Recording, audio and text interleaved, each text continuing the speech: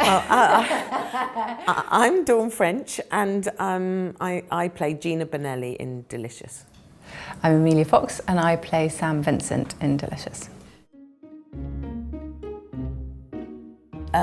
Yes, my character is the ex-wife of Leo Vincent, who is the head chef at and the owner of a posh restaurant and hotel in Cornwall. And I was married to him for a long time, and I have a daughter with him.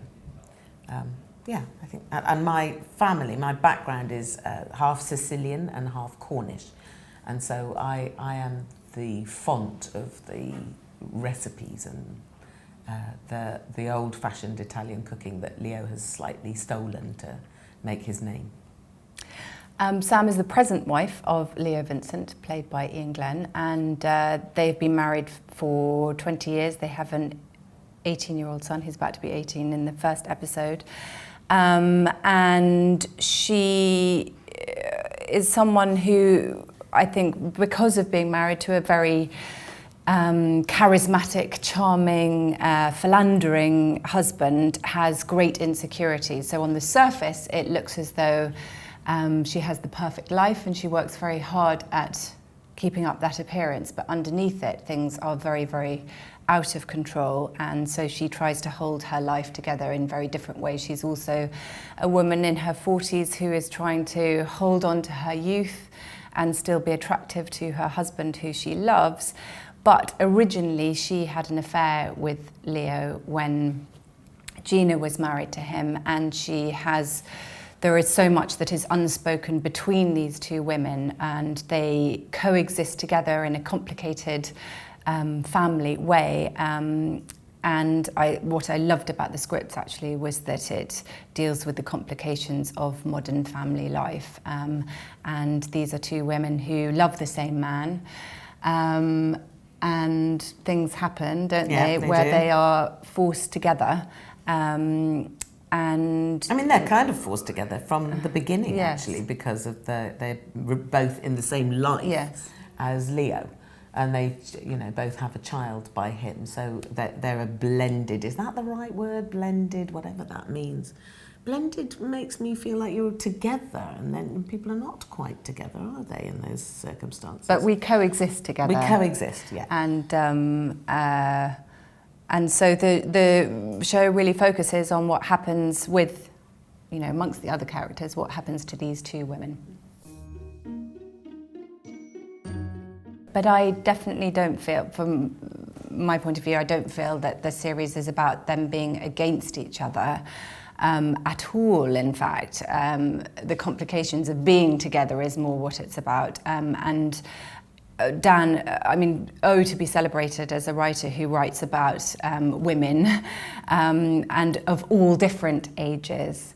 But I would say that rather than it being just feminist, it's just human beings, and I think that that's what people will really, I hope, relate to in the show. It's certainly female in every way. And Dan, who has obviously really carefully watched the women in his life. And I did ask him early on, I said, how do you know some of this stuff so well? So I've just kept my eyes and ears open. He's married, he's got in-laws, he's got, his daughters and whatever. He just watches, he's observant. But it's a show that really deals with as much as it's about women, it's about families, it's about loving, the relationship between children. Sam has a very interesting relationship with her son, Michael. She's constantly trying to get it right for him. And inevitably she gets it wrong. And I think that, probably a lot of parents will identify with dealing with a teenage son. And then he is also in a slightly go-between situation with parents who have a difficult relationship. And he's constantly trying to make it all right for each of the parents. So it really crosses so many horizons, this show. Everybody in this series, or every character, wants to matter. And everybody's clamouring to matter to the people that are around them, or to other people, or to be counted, to be noticed and to be validated, if you like. and then all sorts of interesting things befall these characters that force them into situations where they have to cope.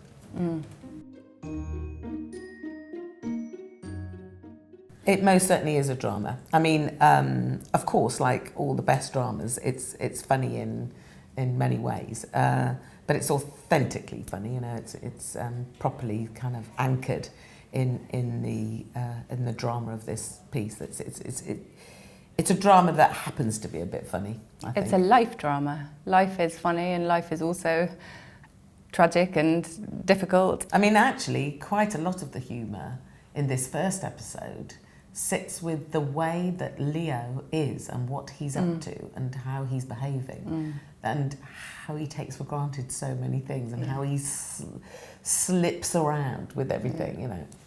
It's well played by Ian Glenn. I think in the hands of a lesser actor, that could be a tricky part. Well, Lovely for me, for you. if when you live in Cornwall, as I do, you never, ever do a job where you go home to your own bed every night. You're always travelling away to do work. So for me, that was just a huge treat. And I'd been away this year for 4 or 5 months on tour at the beginning of the year, the other side of the world. So to be able to come home and, you know, go back to my own bed every night was fantastic for me. And I also have such a pride and a love for Cornwall that I was delighted to have. It was like having guests. You know, I thought, yeah, come and see Cornwall and, you know, make sure at the weekend you go and see this and make sure you see that. And, you know, people brought their families. And so, you know, I felt like proud mum of Cornwall. Yeah. You know, wanting to show it off a little bit. And you gave us the top tips, because I had the best summer working holiday in Cornwall and decamped the family down to Cornwall, and you were the most amazing host to us. Good. Constantly turning up on your doorstep and that's fine. Showing us around and telling us all the lovely places to It's go to. not hard to have a good time in Cornwall. I so understand why you live in Cornwall. Yeah. Resistance is futile. Really. I know. I'm you going know to give you're in. going to move there. Yeah, I am. Yeah, do. Oh, there's so it was many things, it was the one in Foy, that delicious tea room. It was so amazing. Pinky Murphy's? Pinky Would it be that? Murphy's. Yeah. Yeah. There's lots of great food in Cornwall. There's lots of great beaches. Actually, you know what? And the St Winnow the lady kiosk. in the van. Oh my God, Yeah. for the most Next delicious. to a church. Yeah, bacon There's and sausages. a little sort of caravan, and a lady operates out of that, and she makes bacon butties and fruit cake, and it's bloody marvellous. Yeah.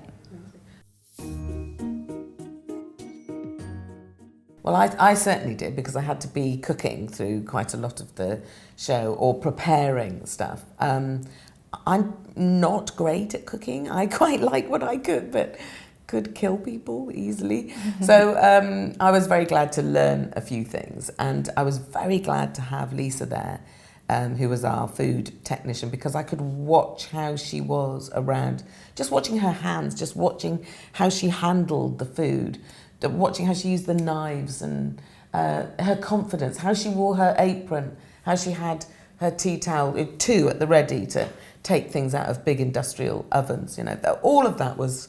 And her calmness great. Was amazing. Yeah. There was I mean, she was cooking for... There are great sort of banquets which come up, and the calmness with which it was done, which, you know... Absolutely. Amazing. And the passion. There wasn't a moment when she wasn't in just checking everything looked lovely and pouring honey on things and making things glisten. And the food is a very sensual centre of this. But it stands for lots of different, you know, it's a metaphor for lots of different things. Every character has their own relationship with food. Absolutely, they do.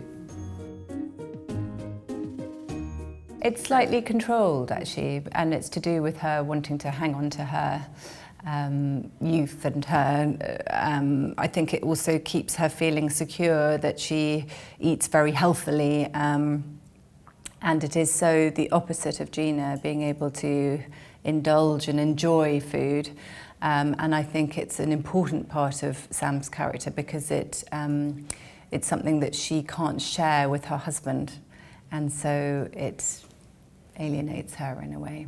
Yeah. And she's very aware that his first love is food, and that they are united on that. He's a bit unkind. He was a bit unkind about my salmon. Yeah, he was. Yeah. And Gina has a daughter who won't eat. Yes. And yet she's a feeder. And again, it's control. You know, she'd like to control, even if it means being bountiful. It's still some control.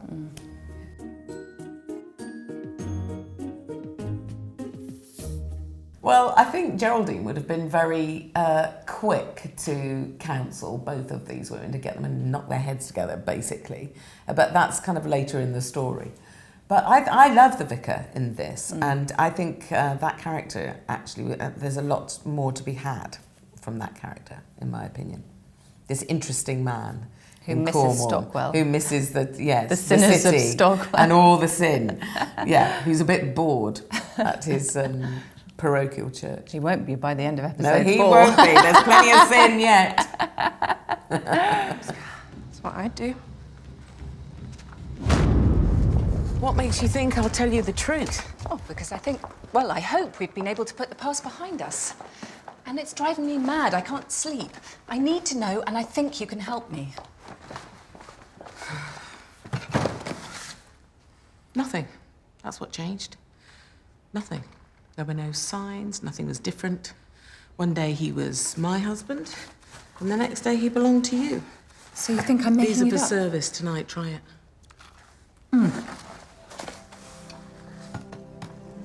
Delicious. Very happy to work together again. We worked together on The Wrong Mans, but we didn't get to do much together, did we? No. And so it was a real joy to be asked to work with Dawn on Delicious again. Yeah, second that. Yeah. I mean, when we worked on The Wrong Mans, which was a James Corden project, Matthew Bainton as well, although we didn't have much to do together, we sought each other out in the coffee breaks and lunch break and that sort of stuff. And I knew that I was going to love Millie.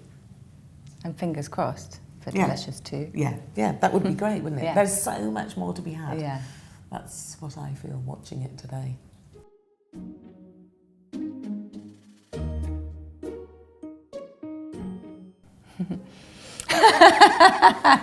Goodness. My career. My mum and dad told me to stay at university. Did they? As an insurance policy if it all went wrong.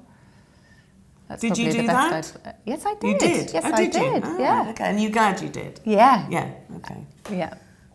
God, I'm not sure I've ever been given any advice. People have often told me to shut up. I think that's quite handy when I'm around. But life advice, rather than career advice, I would know more about.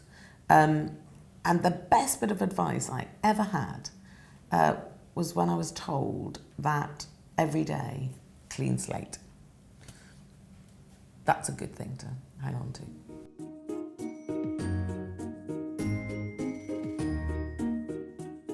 Millie? I have got some New Year's resolutions. For once in my life, I have started learning Spanish. And Why? Just because you want I to? felt because- like it. Yeah, good for you. And I have started relearning the piano, and I'm really enjoying it. So that's my New Year's resolutions, to keep them up. Okay. I'm really rubbish at New Year's resolutions, and I'm fed up of disappointing myself by breaking them or even forgetting them. So I'm not going to make any resolutions and see how I feel about that.